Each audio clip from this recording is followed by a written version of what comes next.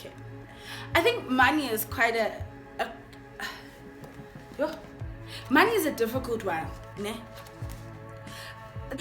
Question number 1. Kubana sninga lento.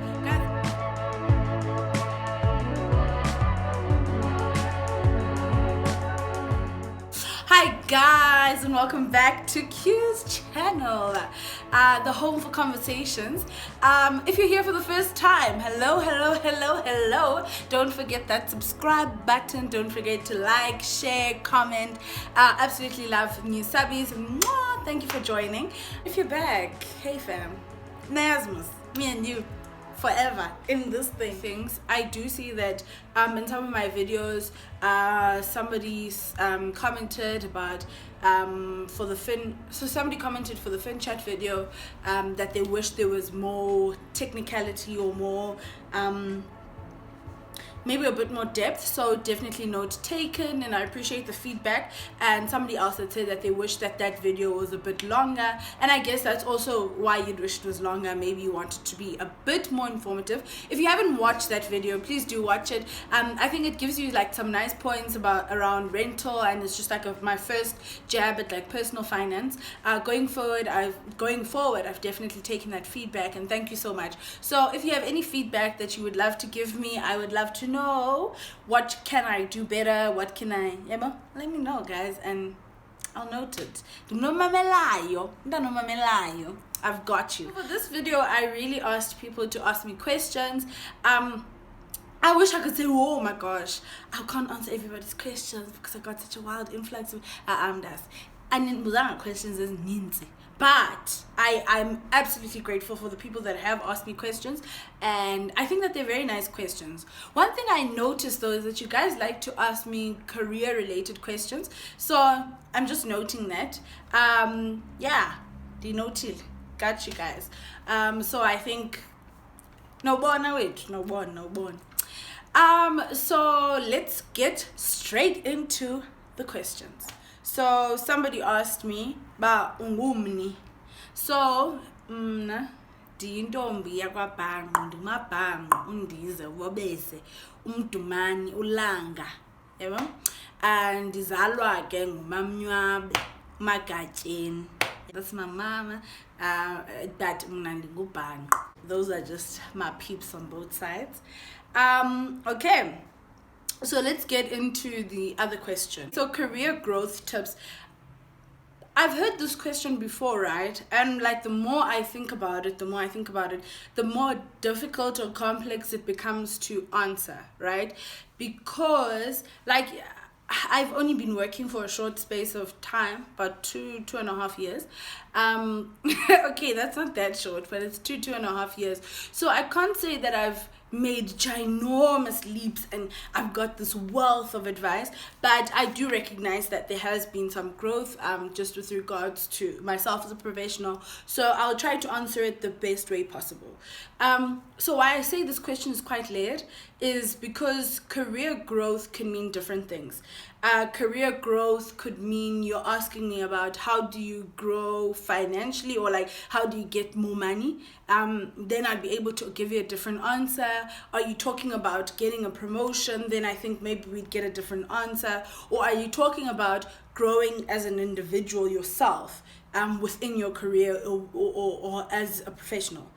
So I'll try to give like the three different answers and the scenarios in terms of promotions or getting into like a better space, like promotions essentially.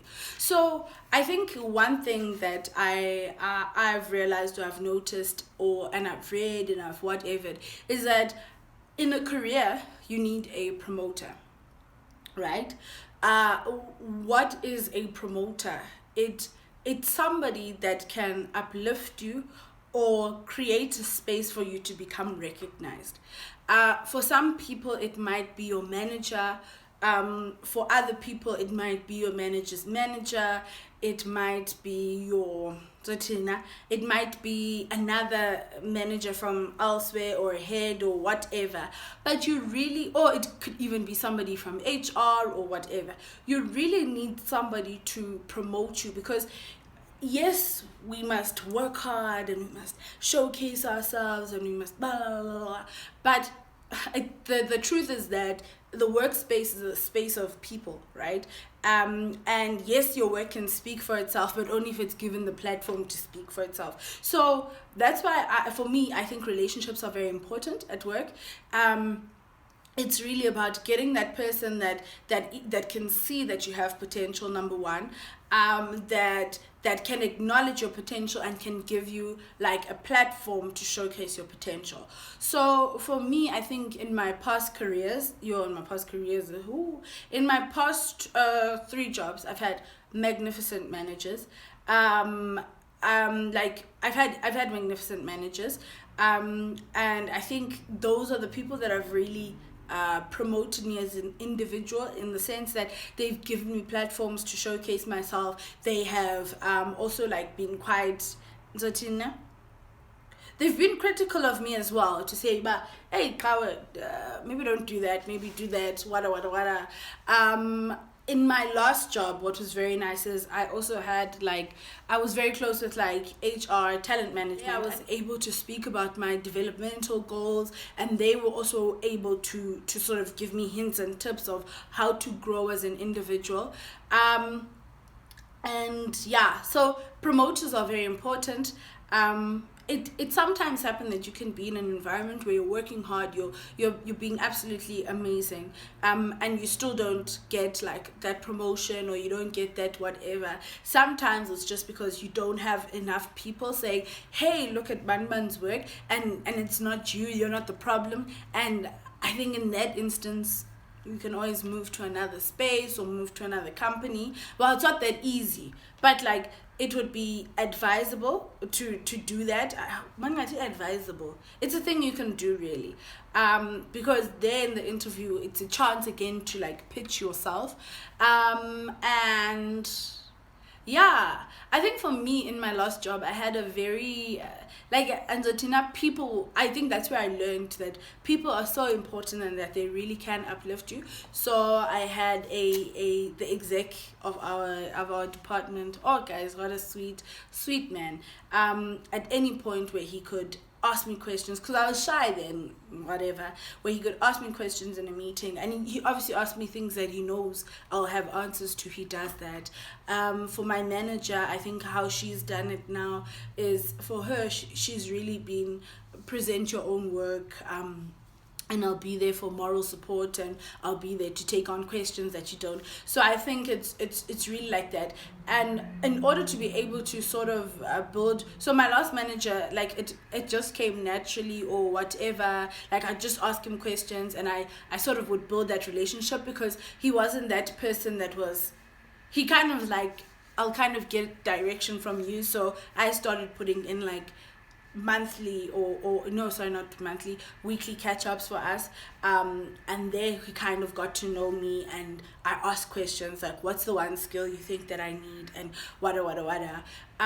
So that's great. So that allows someone to promote you, because they can trust you. So I think your promoter needs to be able to trust that when they promote you, like, you're going to show up and you're going to show off, and you build trust by asking questions, because then somebody can see that you're interested, you want to become better, etc. So that also goes into the second part of Ilenda's, the second part I was talking about, where if you want to grow as an individual, like in your career, like when as a professional growing yourself, so number one, you kind of need to take things that are like Zatina, you kind of need to take your personal development quite seriously. And I think we always think that, HR is, like, can you guys leave me alone? Like, I get it. But really, your own development is really in your own hands.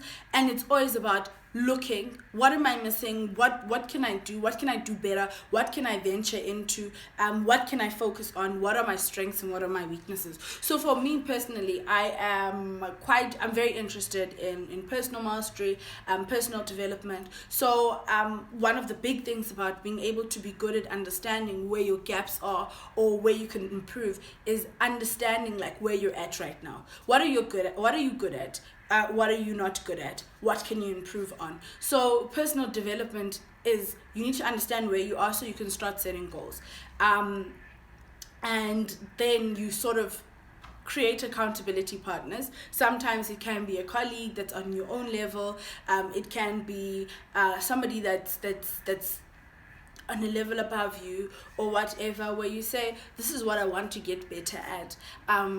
Ask someone to hold you accountable for that, or possibly ask them, oh, do you think I'm getting better? Do you think I can, create those accountability partners, because people don't know that you actually want to grow unless you say it, and people don't know what your goal is for yourself unless you say it. So I think it's very important for you to be able to say it, and also create those goals in order for you to be able to grow.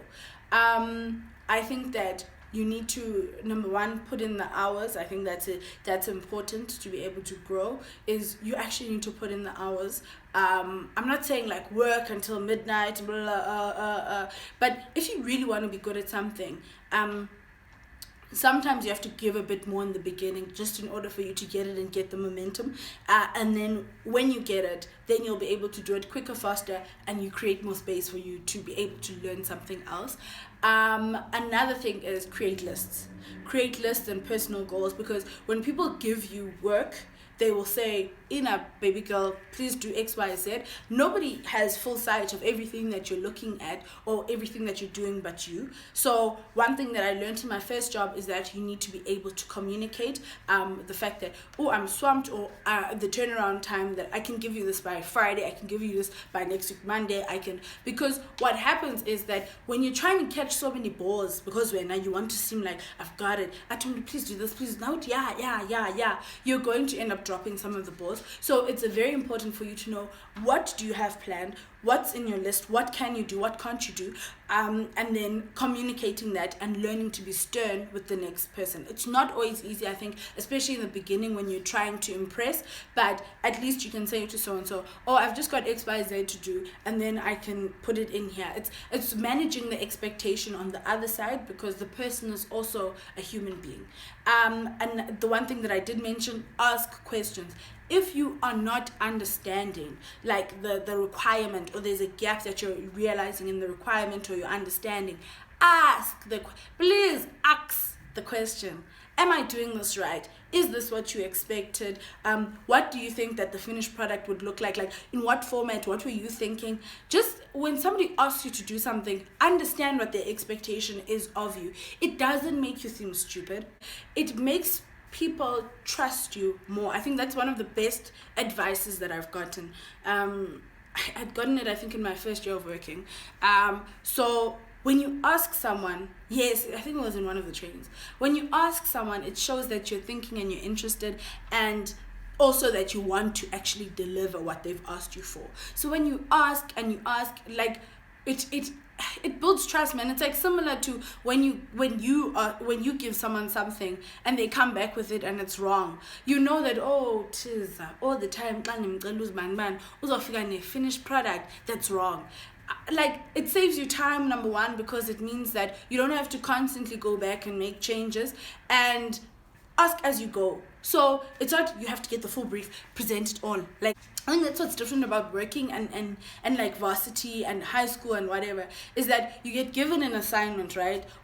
Take assignment, question 1 to 10, then you must come back with question 1 to 10. But it's different at work, because you can work through question 1, and then you're like, I don't understand the second half of question 1. Then you go back to the individual. Is this what you were expecting? What can I do better?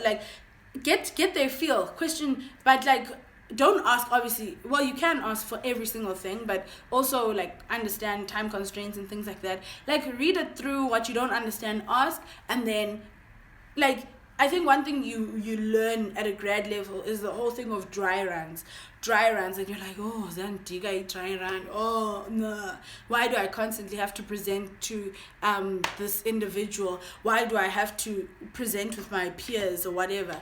Get people's thoughts around what you're doing. That's what dry runs allow you to do. It allows you to have thoughts around what other people are doing, and so therefore, it allows you to get a different perspective of what you're working on, or it also gives you direction. Dry runs, if you're going to present to like a higher panel or whatever, try and make sure, guys, that at least your manager knows about because you need to be backed. You need that. So try and make sure you bounce it past your manager. If possible, there's your manager's manager. It just makes things better, because you get insights around what can you do better. And if you're talking about money, chankura, yo guys also got the most important one, chankura, money. Like, okay, let's be frank. If you're trying to grow your money, so okay, I think money is quite money is a difficult one, ne? The reason being, right, is that when you negotiate your initial salary, sure, that's good. You have some room for negotiation, but I think people are a bit unreasonable at times. Yeah, sometimes just get a sense of how much are you really worth, right? The reason why I say this is that I think at an entry level, I completely understand, and I know, and it's definitely not fair that sometimes people undercut individuals at an entry level, and that's definitely wrong. But sometimes you'll find a case of someone entering the market with an idea of, they're going to earn X amount, like they're going to earn $1 million at a grad level. Maybe it's possible, I don't know. But I think it's always good to sort of get a sense of what is the general market for you, and also be able to place some sort of value on the skills that you have. Because one thing people don't tell us is varsity sort of it equips you with a way of thinking, but a lot of it is like fixed scenarios, or like scenarios that make it easier to comprehend or create this way of thinking. It does not mean that when you get to work you're gonna get there and know everything, and there's so many moving parts in reality that your degree or your qualification doesn't necessarily say that you can fulfill a task end to end. A lot of things you learn on the job. So I think that's definitely something to be mindful when you're looking for a job, or when you're negotiating your salary, right? And then thereafter, when you've gone, then you can start making strides with regards to money, because you sort of have an idea of what you're good at, what you're not good at, what your value just increases as you get to be able to do things more practically and know things, right? But I'm not saying allow yourself to be exploited. Definitely not the case. Okay. So when we're talking about how do you grow your money, and this is not something that is necessarily advisable, but the honest truth is that usually you can grow your money more when you just change jobs. So when you just change jobs, like it allows you a fresh ground for negotiation, or fresh eyes on your value, right? Because the growth that you usually get within a company it's not really as ridiculous as when you go elsewhere. So I mean, sometimes you can even get 40% increase, 60% increase moving from job to job, and then let's say in your role it can be like, let's say, I don't know, 10 or 12 or 14 or whatever. That's obviously if you haven't gotten a promotion. So sometimes moving across jobs can actually grow your money. However, I don't think that it's the most advisable, unless obviously opportunity avails itself, and like it's definitely a thing. It's not advisable because it takes time to get grasp of the work that you're doing. And so when you move jobs a lot, sometimes, and this is very maybe I'll talk about it because I see there's a question on it in my other video, but sometimes it doesn't allow you to get full grasp of the work, and that's what the concern is. So internally you can speak to your manager and say that, hey, like at performance conversations, you can state like your goals, like monetary goals and things like that are a real thing. You get money by moving in between jobs, really, but that's not why I've been moving in between jobs. And then outside of that, you get jobs by you get money by performing over and beyond, like the standard. Yes, I'm saying, okay, you're doing something, like you're doing 100%. That's it. Like when they're 100%, you're not dropping 100%, and then you will get like a substantial increase. But in order to get like a huge increase, like you must be doing something.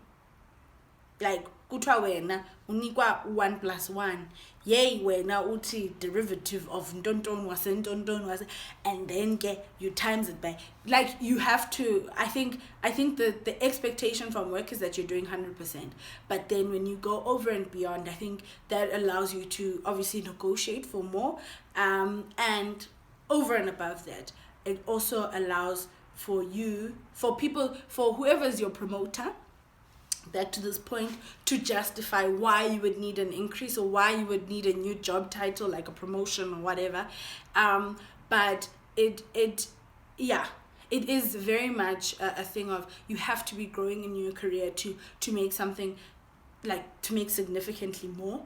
And those are just the tips that I have with regards to careers. In order to not make these videos too long, I'll actually stop it here, and then I will answer the rest of the questions in the next video.